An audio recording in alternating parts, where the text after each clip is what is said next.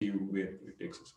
Okay, so we stopped where Gitin asked a question. I think this was the question Gitin asked. He said, what happens? Sir, the third instruction will come in place of the second instruction, Yeah, so this is what, right? and So, the register is different. Like it's not R1, it's something else. It's R7 or something. Take something like that, and we'll go with the same design as earlier. okay, But so this we'll time, say, okay, what should I write here? Add?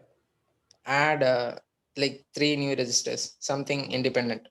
Okay, so you are saying there's a dependency here, right? So that's what Okay, you and are, in this subtract, we are calling that R1 thing. R1 comma R8 right? or So, something. yeah, Okay, right. So it need not be dependent. Okay, it's fine. Okay, like the third instruction, can you make it dependent on the first instruction? Like, yeah, it is dependent, right? So this is okay, dependent. it's dependent on, yeah, then something else, not R8, something else Okay, maybe. okay, whatever makes you happy, right? So Okay, okay. yeah, And just yeah. now No, we'll no, try with the previous design. Okay. okay, okay. So for people who haven't like been following, so we said in the previous, I mean, this was Amit's design, not my design, right? So what he said was, okay, we anyway don't call him Amit, so we actually call him.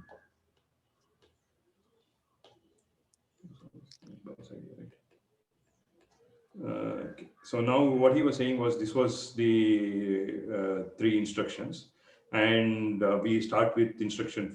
So first, before this, let's try out what we were trying before, and then we'll go back to the previous case.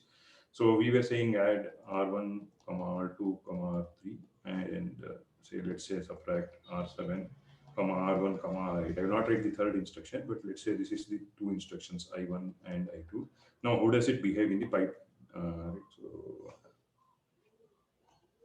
So one thing you have to remember is there is always these registers that are sitting between the pipeline stages, and these are not duplicated. When I say something like this picture should come to your mind. This is the picture that is the hardware that should come to your mind. So I will start with instruction one. Instruction one has instruction fetch, instruction decode, register fetch, and execute, memory, and write back. So there is no problem here. In instruction two, I do an instruction fetch. When I do an instruction decode register fetch, I am fetching a value. See, the right R1 is updated here. So I can clearly write that I1's R1 is updated at the end of the write back stage.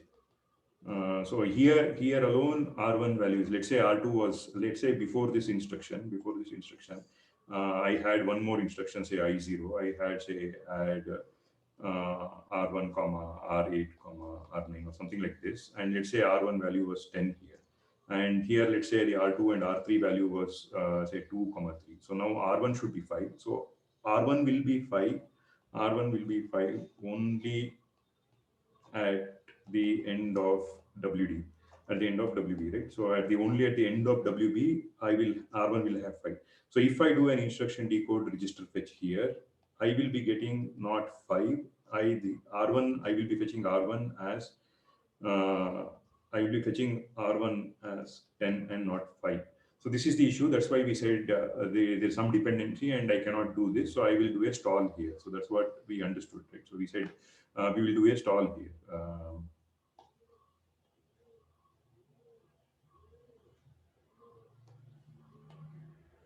So we said we'll do a stall here. But we said, okay, we already have computed this value, and the value of R1, if you see here, the value of R1 is 5 here. Of course, this is not at R1, but what is this? This is actually R2 plus R3. So I have already computed R2 plus R3 here. So there is no need for me to actually wait for the write back stage to update. So what I said was I will forward this particular thing to here. So I am just forwarding this to here. So that's what I am doing. So if I forward this, then there is no stall. So I just do instruction decode, and then I do an execute, because even though I fetch 10, the I mean, the pipeline logic will figure out that the previous instruction was producing some value, so the previous instruction I1 was producing some value which I2 is consuming. So I1 is producing something that I2 consumes. So it is the headache of the pipeline mechanism to figure out that I1 is producing something that I2 consumes, and it will forward this logic to this particular guy. And when it forwards this particular execution unit will actually pick the value of this and ignore the value that you fetched. So then I do an execute and then do a memory and then do a write back. So I finished even though there was a dependency, which means that this instruction was dependent on this instruction, I did not stall because of pipeline forwarding. So this idea is called pipeline forwarding. I'm just forwarding the data of the computation that has been done to the other stage of the pipeline. So that's what I'm doing. So here I have forwarded from execution unit back to the execution unit. That's all I'm doing. So instead of calling this register, instead of calling this execution, we already have named this register. This register is not called EX. Okay, this register is called EX mem because it's a register that is sitting between EX and mem. I am again forwarding it back to EXMEM because this is the same register that I'm talking about. So I just forwarded this particular guy to the, sorry,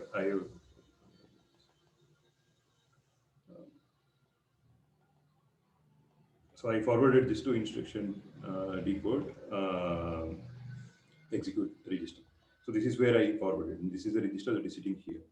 So because of this forwarding, there was no stall. So I hope till now it is clear. We'll come back to what Gideon was asking later. So is this clear? Or are there any questions regarding this?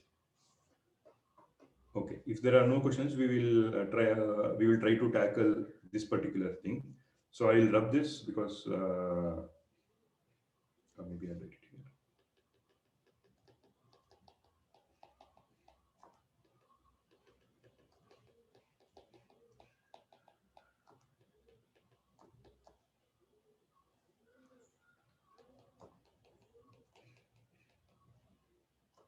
Okay. So let's write the same thing and see what happens. So I have instruction 1, instruction 2, and instruction 3. So the same thing I start. I have an instruction fetch. I have an instruction.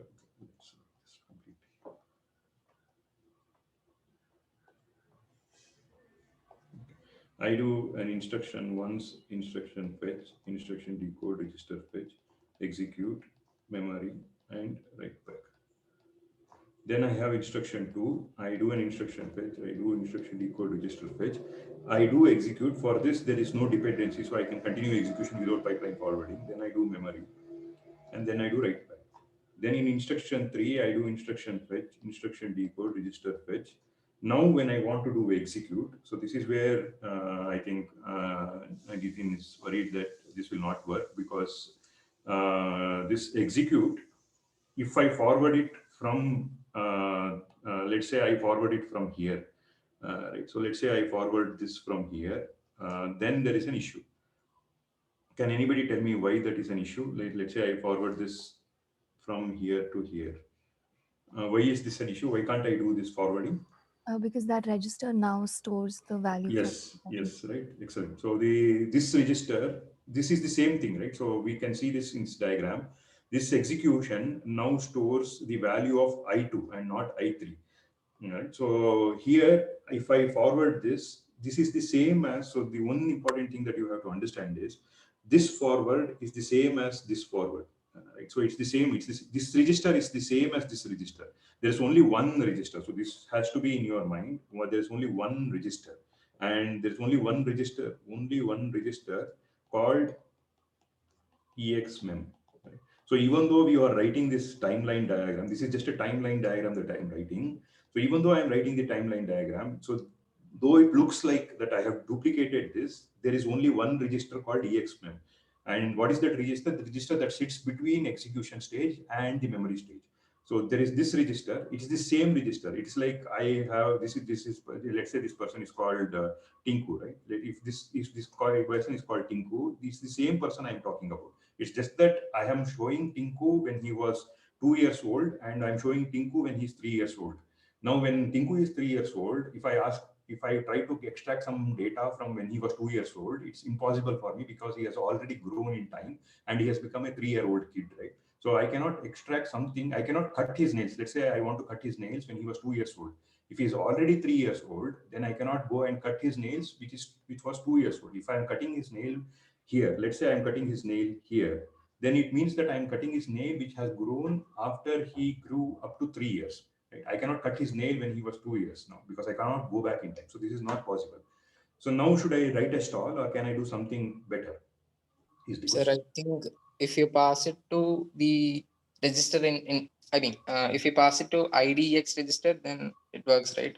Because there is a condition check for dependency, and also Uh, you're passing it to the previous register. So, like in the I third can, instruction, it won't change. yeah, I can do that, I but think it generally works. the pipeline logic doesn't like work like that. You will understand it as we go ahead, but I can do something else other than that. There's something else I can forward. What Okay, is did the everybody? content between From the memory mem and thing. WB? Okay, Yes, sir. before this, did everybody understand this question? Just the question. You don't need to have the answer. Just answer if you understood the question. I mean, if it's okay. I mean, answer is fine. Okay, I think most of you have understood. Like for somebody who has not understood, like there was one person, we will again meet in the like tomorrow's tutorial session, and I'll try to explain it in a different way. But yeah, so since most of you have understood, let's go ahead. But if you have doubts, please feel free to ask me. So what I can do is, so I want to see what happens from here to there, right? So what happens in the instruction fetch stage? So I want to see what happens in the instruction fetch stage. When instruction fetch stage brings an instruction, it will keep that instruction here. And this instruction is plugged in, is pulled out, and the instruction decode guy will decode this instruction and keep it here. So whatever is the result of this is decoded here and kept here. And in the execution stage, I am doing the execution of the instruction. So here I do R2 plus R3 or whatever that I was doing. And then I do a memory here. This memory does not do anything, but it plugs out this R2 plus R3. So I am still continuing to store R2 plus R3. And then I am doing a write back, right? So this write back is where I update. So this write back is where I update R1 to R2 plus R3 because I carried this value from the execution stage to here, right? So that's why I was able to update. If I had not carried what I had computed here, then I could not have updated R1, which means that this guy, like Tinku in his 2 years old, he passed on to the information to say Rinku, right? So let's say he passed on it to Rinku, right? So now this I can pass on because the Rinku is now holding something which it was 2 years old. So now I can pass on this information to here. So the way this is done is something very simple. So I just do this forwarding, right? So for this instruction, I am forwarding. Sorry, this way. For the second instruction, if it was dependent, I would have forwarded this way. For the third instruction, I would forward it this way. So now I write execute because I did a forward here. And then I still write execute and then do memory and then do write back. If I4 was, let's pull Gitin's question further. Let's say I4 is their instruction. Let's say it's add R8, R1, say R13, right? Something like this, not R8. Let's say R18, R1, R13. Right? If this was dependent, I don't need to do any data forwarding because the write back would complete and I would get the R1 value. So only the next two instructions are dependent. So as long as there is a connection between the XMEM register, if I'm able to forward something from XMEM register to IDX register and XMEM register to IDX register and MEM write back register to IDX register. So if this forwarding is enabled, then this should work. Right? So do you think there are any issues with this design, or can we go ahead with further designs? So here, there was an instruction that was dependent on the previous instruction. There was an instruction that was dependent, which should have resulted in a stall, which should have degraded my performance. But even though there was a dependent instruction, it was not translated to a stall because I did something intelligent. I did something called pipeline forwarding. Since I implemented pipeline forwarding, I was able to remove the stall. So this particular whether, I mean, this dependency, what you are looking at is called dependency of instructions. We'll see what kinds of dependencies are there, but this is a dependent instruction. This dependency is because the programmer is using such instructions, right? So maybe he wants to do this. So the dependency is the characteristic of a program. But whether the program will result in a stall, whether the dependency will result in a stall or not, is dependent on the way the pipeline is implemented. Maybe maybe not everybody is as intelligent as Amit Bhai, so somebody said did not implement pipeline forwarding, then it would have resulted in a stall. But whether there is a dependency or not is not dependent on the architecture that you are using. It is dependent on the program. So again, I repeat, the dependency is the characteristic of a program and the compiler, whether the compiler is optimizing it or not. But whether the dependency will result in a stall or not is dependent on how you design the pipeline and how what it just doesn't not depend on how you design the pipeline. It might also depend on the instruction set architecture. Whether I am able to do this or not, it depends on it. So what might be a stall on one processor might not be a stall on a different kind of architecture, but the program might be the same. Is it clear till now? So I have a doubt. No, go ahead. So what if I have three instructions where I3 is dependent on the result of I1 and I2? Yeah, So can I forward from both registers? yes, so let's do that. So, okay, since you brought this question, let's do that. So let's say I1 add R1 comma R2 comma R3. I2 is add R4 comma R5 comma R6. I3 is subtract. Okay, so this is what you're kind of asking, right? So this is what I3 is R7, R3. Oh yeah, sorry. Yeah, my bad. So this is dependent and this is dependent, right? So I3 is in this thing, I3 is dependent on I1 and I2. So we'll see what happens this way. So it's the same thing. I mean, but anyway, we'll write it. But the idea is same. You can forward. You have anyway enabled this forwarding, so this will still work.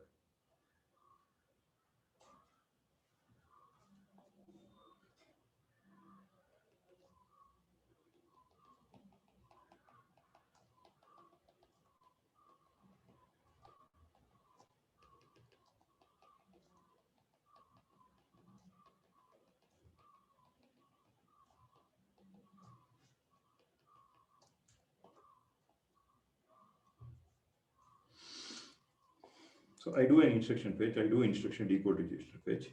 Right. So then what should I do? Because now this particular execution unit is dependent on both R1 and R4. So it is dependent on both I1 and I2. So where should I1 pass on the value from and where should I2 pass the value from?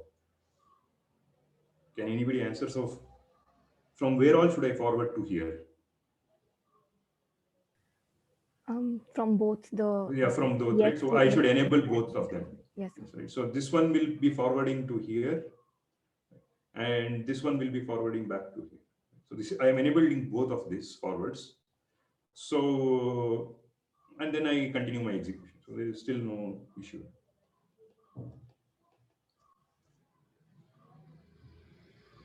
Does this work? I mean, does anybody think that this doesn't work?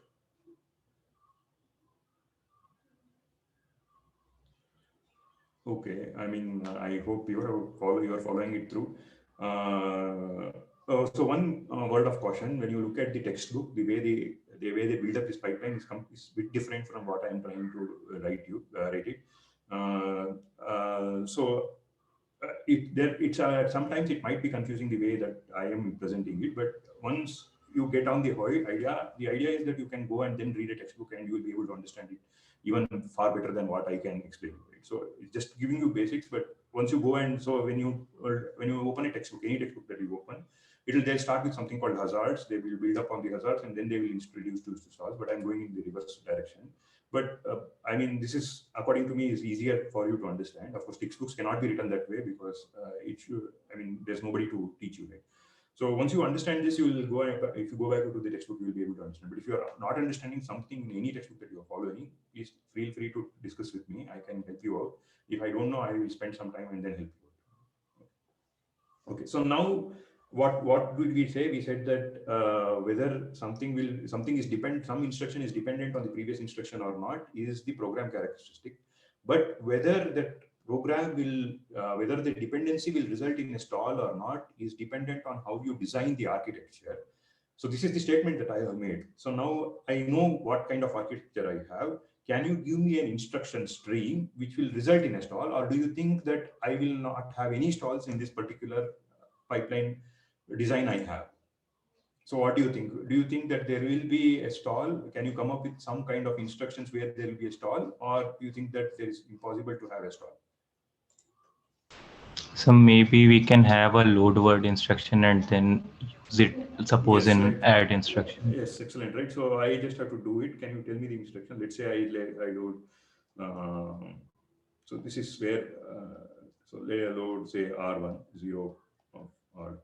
So whatever, this I hope you know, right? So by now you should be comfortable with this. I'm just adding 0 to the whatever is the content in R2. I am going to this memory location. Let's say R2 had, let's say R2 had a values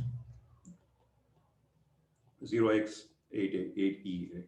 Then I add 0x8e plus 0 in the execution stage. This is my effective address. So the effective address is still 0x80 because I'm just adding 0. I could have added anything else. And then I go to the memory, go to 0x8e, and I fetch a word. Of course, this I fetch a data, and then whatever was there in 0x80, whatever was there in 0x80's memory, I store it in R1. So this is what this instruction is doing. So now I want to see whether this will result in a stall or not, which means that this is instruction 1. There is an instruction 2 which will use this value. Let's say it's add R7, R1, and R8. Right? So now you can clearly see that there is a dependency here. So there is a dependency. I am consuming the value that this is producing. So I2 is consuming a value that I1 is producing. So we'll see whether this will result in a stall or not.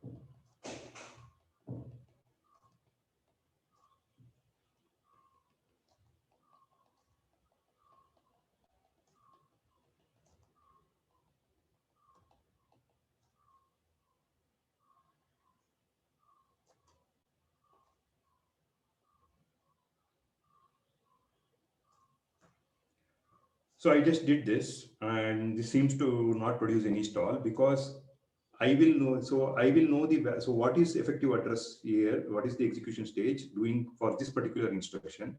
For this instruction, for I1, EX is computing what? EX is computing R2 plus 0. That is, in this example, it is computing 0x8e plus 0. Right? So for I1, this particular execution stage is computing R2 plus 0. So it is actually computing 0x80. It is not computing the value of R1. When will I get the value of R1? I will get the value of R1. I1 will get the value of R1 at the end of mem. So because mem is where I actually go to the memory, which is not in my house. I then pass on it to the girl. The girl will go and fetch that data and then come back here. So at the end of memory alone, I will have the value of R1.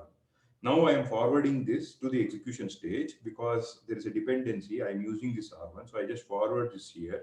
And then I do instruction fetch, instruction decode. Anyway, these two are done. So now I forwarded this value and this executes, then do a memory, then I write back. So there was no stall. So Amit Pai was wrong, or was he not wrong?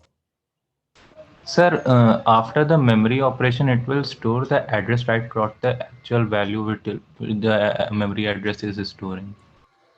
No, no. So after memory, it will use, see, the memory stage will use the effective address, because this memory stage is important for the load and store instructions. So the memory stage will actually use the effective address that was calculated. Let's write it down. So the memory stage, mem stage,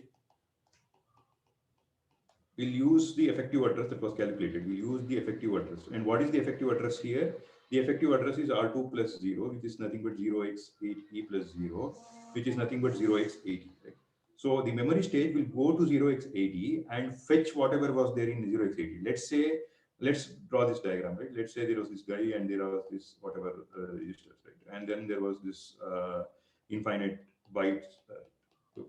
So now I go to this 0x, let's say this is 0x 8e. So I go to 0x80 and fetch some number of bytes, let's say a word, right? So some number of bytes. I fetch some number of bytes and keep it in. I have to keep it in R1, but I can keep it in R1 only where, only at the write back stage, right? Because write back stage is where I am allowed to update the registers. So only at the write back stage I am able to update the R1. But now I have already fetched the value. So where will you store that value before you write back? See, in the memory stage, I went to this 0x80. In 0x80, I went to 0x80 and I fetched some of the values. So I have brought it. So the girl has given it to this guy. So now in memory stage, can I update? So you store it in the mem2 WB register, Yeah, and then in the yeah. next bit you write it back. Yeah, I can I update R1 with the value of 0x80? No, because updation of registers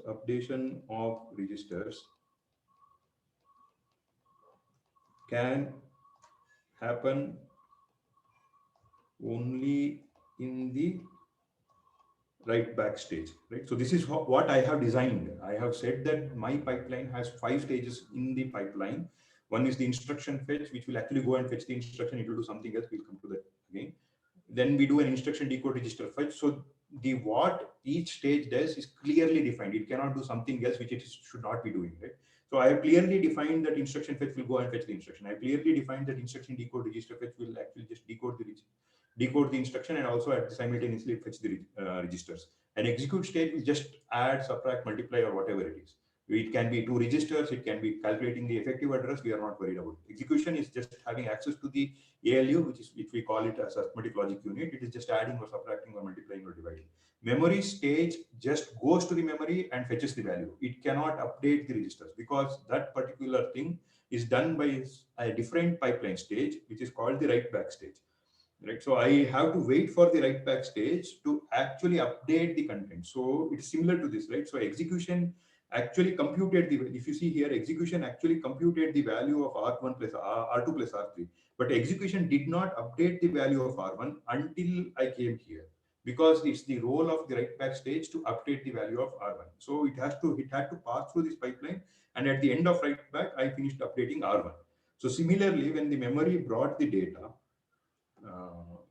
when memory brought the data of R1, I have the value of R1 here, but I cannot update the value of write back stage here. Right? So I can update it only here. But since I already have the value of R1 in this register, I will just forward it here. So is there any... Sir, are you sure you can forward it there? Let's say I am very sure that I can forward it. Sir, because the clock cycle, I think there'll be a stall in the 1, 2, 3, 4th clock Okay, cycle. how many of you, I mean, how many others are there any others who disagree with what I am doing? Yes, sir. I think she's right. Sir. Yeah, what am I doing here? I'm just traveling back in time. Yes, sir. Yes. Time travel. Yeah, I actually did a time travel. Why? Because this is what you should not forget. So this is the timeline. So the time is ticking always forward. Of course, we don't know why it is ticking forward. That's an important question that somebody maybe in your class might answer. But time is ticking forward. So I create this value only here at this time. But now I cannot go back in time and pass it here, because this is happening at, say, clock cycle 3, but this happened at clock cycle 4, which means that I cannot pull that data here, which means that what I was doing was completely idiotic. I cannot even do this. So there will be a stall here because I cannot get this value. So there is a stall here. And once the stall is done, I can do an execution. Can I do an execution here? Can I do an execution here? Do you think in my design, can I do an execution here? So what is my design saying? What are the connections that I have? Right, I have a connection, something like this, right? So can I do an execution here? Or will this also be a stall? How many of you think that it will be a stall, or can I do an execution here? Yes, sir, we can do an execution. Yeah, but from where should I pass on the value? Because R1 is not yet updated. Yeah. Memory write back. Yeah, so I just have to do this, right? This anyway, I already have a connection between memory write back and instruction decode execution. So I just forward it here. So the same thing that I was doing in my previous instructions. So I do an execute, then memory, and then write back. So isn't this a new thing? Now, why is it a new thing? See, I was doing memory write back. If you see here, right, I was doing a memory write back to instruction decode. Oh, okay, yeah, it's the same thing. Yeah. Yeah, I didn't add anything. So this is the only extra hardware that I add for now, but this still works. Sir, this pipeline forwarding is like implemented in the hardware itself, right? Yes, yes. Whatever I'm discussing, I'm a hardware guy, right? So as I said, I'm a hardware guy. So whatever I'm doing only in the hardware. So when I teach you next semester, if I teach you compilers, I will be the software guy, and I will be teaching you how I do it in the software. So that's the beauty of it, right? So the compiler is not just converting the code from C program to the executable. It is doing a lot more things. If you see the GCC compiler, I am sure it is more than like 1 million lines of code, and it has been developed for decades together. And people are like spending years and years together to optimize this further and further and further, right? So it's a very beautiful subject. But it's the aid of the compiler is to help the hardware. But there are some things which the compiler cannot do because it doesn't have a priori information. That's when the hardware kicks in and does it. But of course, there's a cost to do pipeline forwarding. What is the cost to do pipeline forwarding? Of course, you are running it faster because you are not eliminating some of the stalls. But the cost is that somebody has to detect that, okay, there is some, somebody has to detect that I2 is dependent on I1, and somebody has to forward this value. So there's hardware implemented, which means that there's power consumption. So of course, you cannot have your cake and eat it too, right? So there's always a trade-off. So whether this design is the only design I should have, the answer is always not yes, because maybe you are optimizing it for power, you are not worried about the performance. Maybe you don't want to do pipeline forwarding because you don't want to take up the hardware resources, you don't want to consume more power. You just don't do pipeline forwarding in your architecture. It still works because you are not killing anybody. It still works, but it's just that your processor will be slower, but you might be okay with the processor being slower. So at every moment in your architecture, there is always a decision that you have to make, which is completely different from science, because science is not doing any decision. It's more about discovery. Here you are inventing something. Okay. Is this somewhat clear? You will have to spend some more time, but you should get used to this idea of how do I forward and how do I do stalls. So for that, I'll write down. Okay, so did I write down? Okay, let's just take this example. Let's say I have add R1, R2, R3.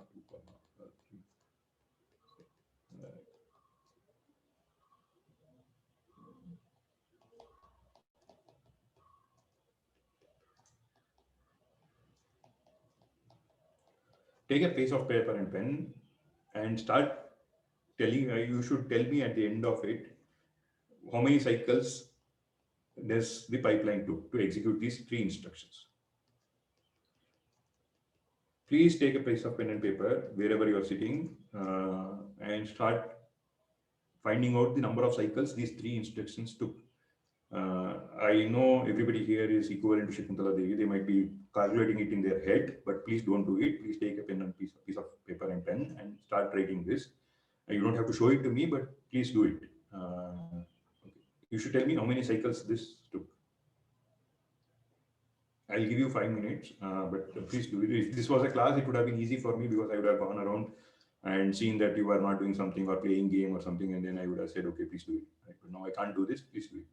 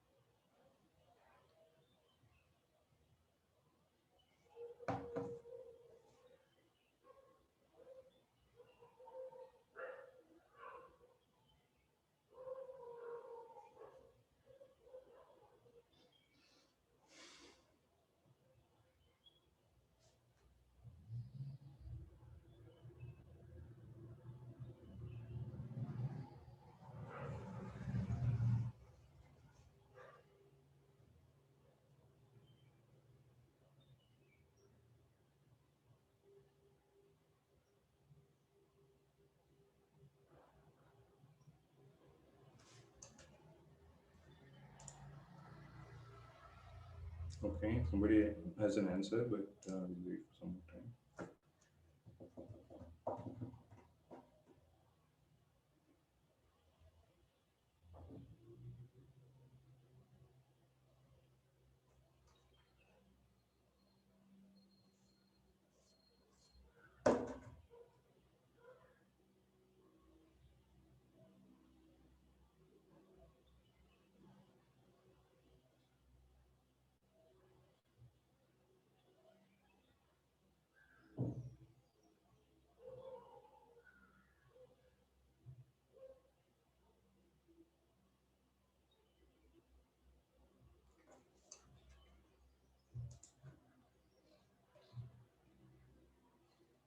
Yeah, and there have been only 23 teams, so two teams are missing.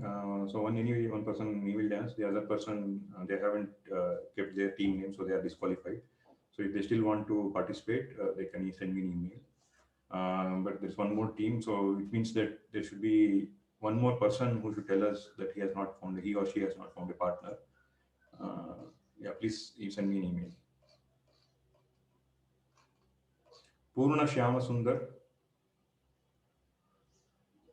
Yes, sir. Oh, you are able to do it? Yes, sir.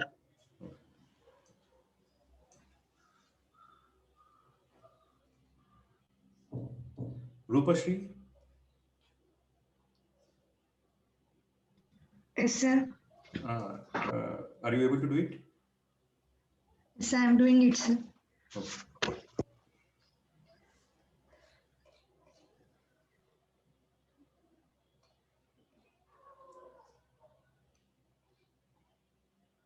Ashrit, Yes, sir. were you able to do it? Yes, sir. Okay.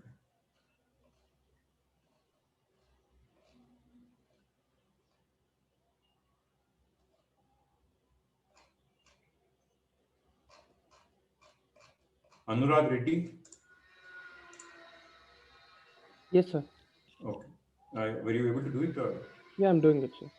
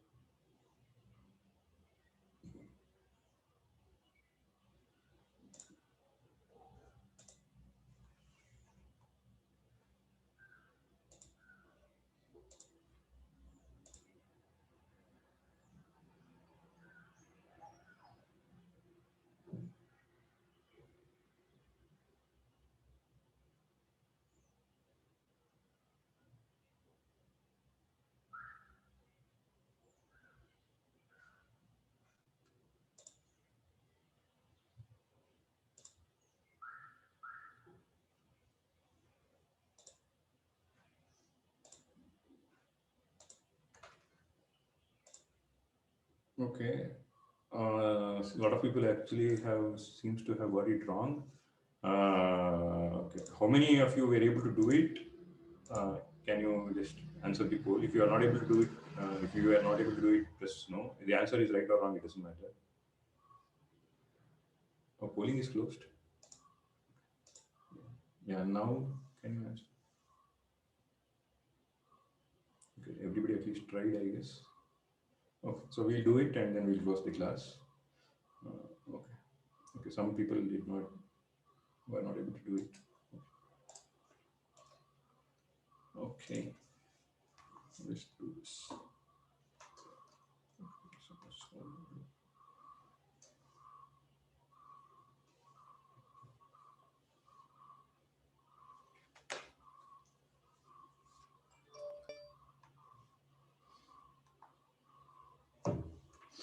Okay, yeah, so whoever has done, just let me know.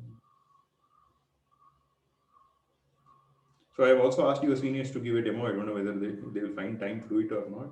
But anyway, I'll bug few people to get a demo of their project because somebody discussed about this.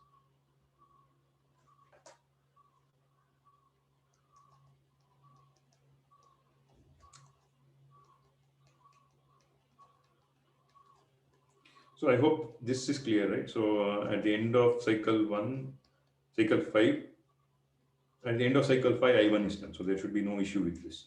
Now I2, I do instruction fetch, instruction decode, register fetch. This execution stage is dependent. So there's a dependency here, which means that I should forward something from here to. Is this okay? Yes, sir. Yes, right. So execute. So I finished it in C6. Then I3. I started with instruction fetch, instruction decode. I need R1 here because if I want to compute the effective address, because this effective address computation, if I want to compute the effective address, I need the value of R1, right? So I need the value of R1. So this is the effective address calculation. So which means that I should forward from something to something. I means I have to forward it from because this anyway is forwarding.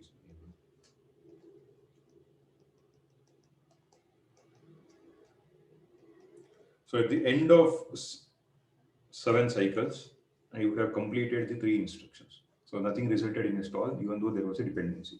And the dependency is the characteristic of a program. Whether it will result in a stall or not is dependent on the architecture and the lot of other factors that you build.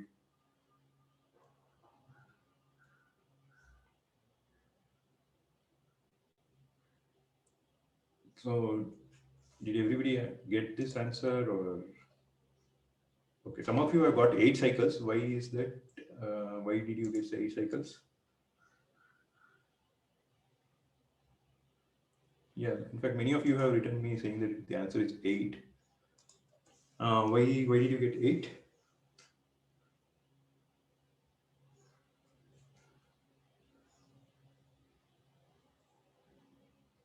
Okay, if it was 8, I think maybe you haven't forwarded from here to here. Just remember that you can always forward in from your backward of your time to the same time. It's just that from the forward you cannot time because you cannot travel back in time. That's the only thing to this. There's no big thing here. So if you still have doubts, anyway, we'll discuss it. I mean, please try to discuss it in the next lab session so that I can repeat again everything. So let's now come to the elephant in the room, right? So the elephant in the room was not actually this. The elephant in the room is what kills your performance or increases your performance or makes a lot of difference. The elephant in the room is branch instructions. We never discussed about branch instruction. How does branch instructions affect the pipeline? We haven't discussed this at all. So this is where we stop. So the next class, tomorrow during the lab session, between 3 to 6, 3 to 6 is the lab, right? 3 to 6 or 2 to 5?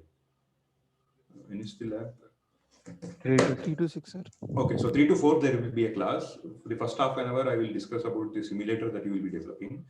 It's not just about how to go about developing it. The more important question will be, why should I do this? Right? It's not about just doing it for the sake of doing it. We will try to answer, why should I do a simulator development? What is that I will gain from it, not just programming. So that's the first thing that we will answer. And then we'll discuss between R-type and I-type instruction. And then we will discuss about the branch instructions and how it will affect the pipeline. So there will be an extra class tomorrow from 3 to 4. And then you continue with the lab. So there from next lab onwards, when I give you a lab assignment, you should submit it by the next day's 12 o'clock. It means that you should submit it by Friday 12 afternoon. Because that's when that will be used for your continuous evaluation, because that's part of your evaluation. So I will stop here. Are there any doubts or concerns that you want to talk about? Also, next day 12 afternoon or 12 in the night? Afternoon, not one night. Because you already get one night, right? Isn't that very less time? Okay, then maybe we can prepone. Maybe you can submit it the day on Thursday night itself, if you feel that Friday afternoon you don't want to do it. So either of the two, you can do. No, it's less time. Can you have like till the Friday night? Because if we have something on the next day, like on Friday. Okay. No, but this is continuous evaluation, right? Like if it was the actual real lab, you would have done it by the lab end session. 6 p.m. you should have completed. So you anyway get 3 hours. So anyway, I'm eating 1 hour. So that's why I'm giving you extra time. But still, this is a design in keeping in mind that it should not take more than say 2 hours. I mean, that's how it is designed. So it is designed that it should not take more than 2 hours. If it's taking more than 2 hours, then there is some concern. So it means that you should talk to me and get doubts clarified. So the only reason I'm asking this is because this Friday we have a test. So we're going to be studying Thursday evening. So if it's like till Friday night, we can do it after the test. Okay, but these things are like continuously. Okay. So anyway, let's keep it Friday night itself. But there will be no extensions beyond that. So Friday night will be the Friday night will be the deadline for all labs, not just this lab, because there will always be tests. Let's keep that. So when I post an assignment, a lab session assignment on Thursday, by Friday midnight, 11:59 p.m., you should have submitted it. And for the project, as I said, even though you might think that there are 4 weeks, this is a complex project and there are things that you have to decide. So start working on it. If your team member is new to you, start talking to him or her and getting accustomed to this. But you should take this project seriously because it has a huge chunk of evaluation that happens. And you learn, as I said, even your seniors gave this feedback. They learned a lot more by doing this project. So which will be true. I'm sure that will be true for you also. So when you do this project, when I actually ask you to implement pipelining, when you think about the design decisions of forwarding, you will see that how complex it is to develop just in software. If you think that developing in software is complex, then you can understand how complex it is to develop actually hardware for it. So it's even much more a complex task. So that's where we are taking this course forward. So the idea is that once you develop this simulator, if I teach compilers or operating system for you in the next semester, if I actually teach compilers, you will be writing a mini compiler, which will be generating code for this. And that code will be run on your simulator, which you have developed in this semester. And this will be a complete package. So you would have built a compiler, you would have built a simulator. So it's your own architecture. That's whatever you are building is your own architecture. And the compiler is you are building a compiler for your own architecture. And given any C program, you should be able to convert it to an assembly instructions of using your own compiler and running the assembly instructions on your own architecture and telling me this is the performance. So that's the entire chain that I want to build. So take this seriously, and if there are any concerns, please feel free to talk to me. Okay, so I have one more class, I guess, so I'll stop. But if there anything, I can